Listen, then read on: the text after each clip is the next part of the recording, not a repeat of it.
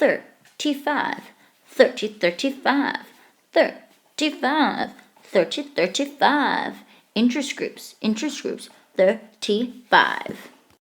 All right, let's discuss the functions of interest groups. Interest groups have three main functions: organizing people, providing for political participation, and supplying information to the public and to policymakers.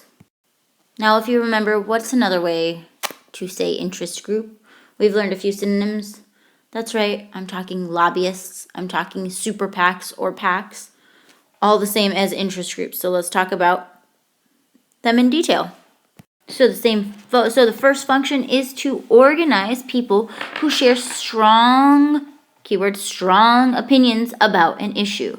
The issue might be one that affects members of a group personally, or one that group members believe needs to be addressed to promote the public good.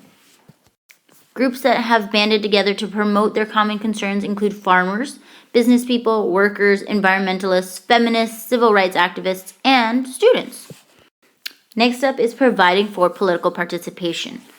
Often, when citizens feel strongly about political issues, they want to do more than merely vote for candidates who will represent their concerns. Joining an interest group gives these citizens another way to take part in the political process, particularly if they are part of a minority viewpoint that is not represented through majority-dominated elections. And the third function is to supply information, both to the public and policymakers. So, for example, if you're curious about a certain industry's effect on your air quality, you can contact an environmental group. If you want to know what goods and services that industry provides, you can contact a business interest group that represents it. In both cases, interest groups are happy to provide information about their concerns. And this is both for the public and policymakers. So we have several different types of interest groups. We have agricultural groups, business groups, labor unions, professional groups, societal groups, and cause-based groups. Agribusiness is a large company that runs farms, makes and distribute farm equipment and supplies, process, store, and distribute farm crops. This basically takes care of the agricultural groups. One of the most well-known agricultural interest groups, or lobbyists, are known as the National Cotton Council of America. Have you guys seen the cotton commercials on TV these days? Yeah, that's put on by the National Cotton Council of America. Then we have business groups. One of the most well-known would be the Chamber of Commerce of the United States, and the Business Roundtable. These are all different types of interest groups. A lot of the time, these types of interest groups are also called trade associations, and these are organizations of business firms within an industry. So all of the snack food industry has a trade association. All of the trucking industries have a trade association, and they come together and discuss like that. Then we get to labor unions. Workers have also informed interest groups, and these are labor unions. Labor unions are organizations of workers acting together to gain better wages and working conditions. We will talk more about labor unions when we get into econ next semester. Sometimes you have professional groups like the American Medical Association or the American Bar Association, which works with legal professionals. American Medical Association works with doctors. Also different types of interest groups. Then you have societal groups. I think most of us have heard of the NAACP, the National Association for the Advancement of Colored People. That is probably the most well-known societal group. And lastly, we have cause-based groups. Some groups promote a broad cause rather than an interest of a certain group of people or business.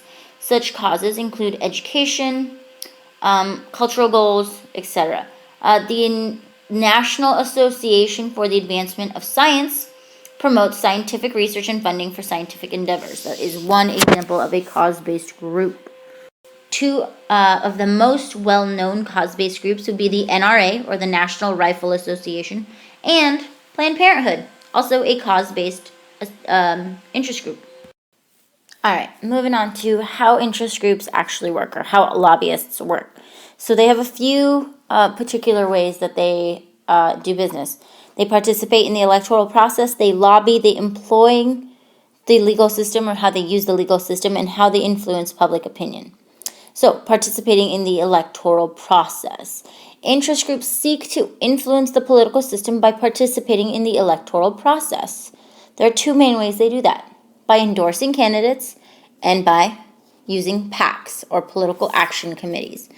An endorsement, just like with a sports athlete, when they endorse a brand, or a brand, they're acknowledging that they support it. So same thing with an interest group or a lobbyist group. They endorse or publicly declare support for a certain candidate. That's one way. The other way is through PACs. And if you remember, PACs are political action committees. And that is a way for candidates to get money from lobbyists or interest groups. The next way is through lobbying. And lobbying is basically just persuading government policymakers to make particular decisions regarding legislation. So it's, twisting someone's arm to get what they want. Our third way is by employing the legal system. Interest groups try to influence public policy through the legal system.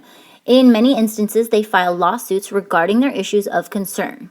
Beginning in the 1930s, for example, civil rights interest groups tried to help bring an end to states' racist Jim Crow laws, such as those as segregating in schools, by filing lawsuits in state courts.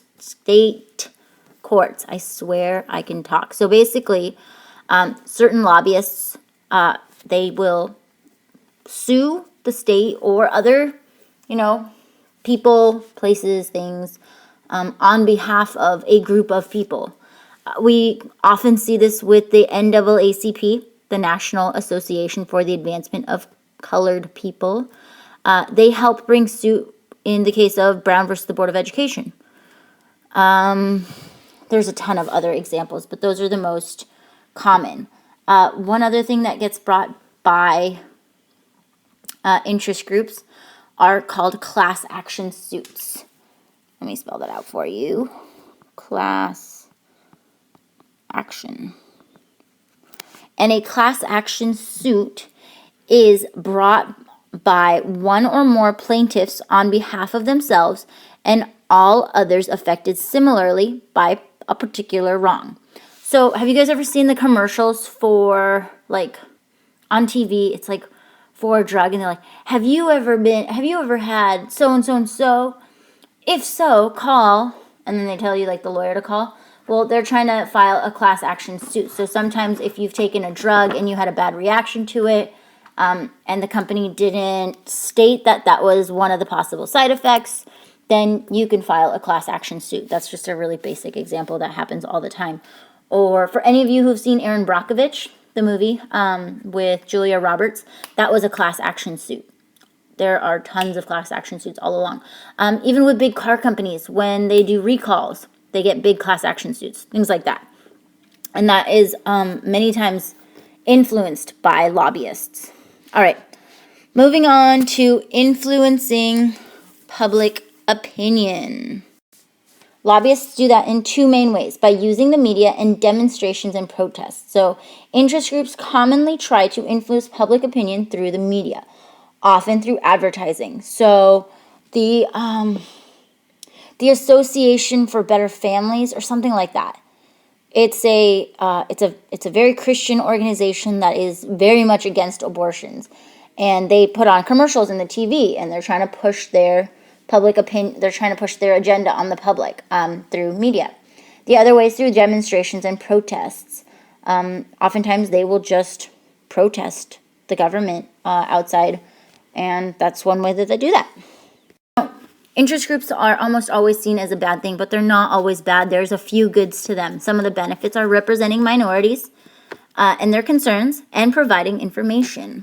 So I talked about the NAACP on the last slide, and that's what they do. They represent minorities. So that's a big factor on the benefits. And then they provide information. So not only do they provide information to the public, but they provide information to lawmakers as well. So that's a big benefit of them.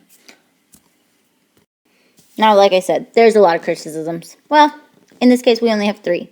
So the 3 main criticisms of interest groups: their financial influence, their excessive power, and their campaign finance reforms. We have talked about this many times before, but let's talk about it one more time. Interest groups have been accused of attempting to improperly influence politicians by paying them or giving money to their campaigns. And that's a big criticism. You can't just buy someone's opinion. Well, sometimes you can, but you shouldn't be able to. Which leads us to excessive power. Many people believe that if you have too much money, you have too much power. And in this case, that's a big thing. So many people believe that lobbyists have way too much power. And the last criticism is campaign finance reform. So there has been a lot of attempts to reform how campaigns are financed, and lobbyists almost always try to block that. And so that's their big, criticism. They don't want campaign financing to be changed because they're able to fund a lot of campaigns with a lot of money and thus get their way.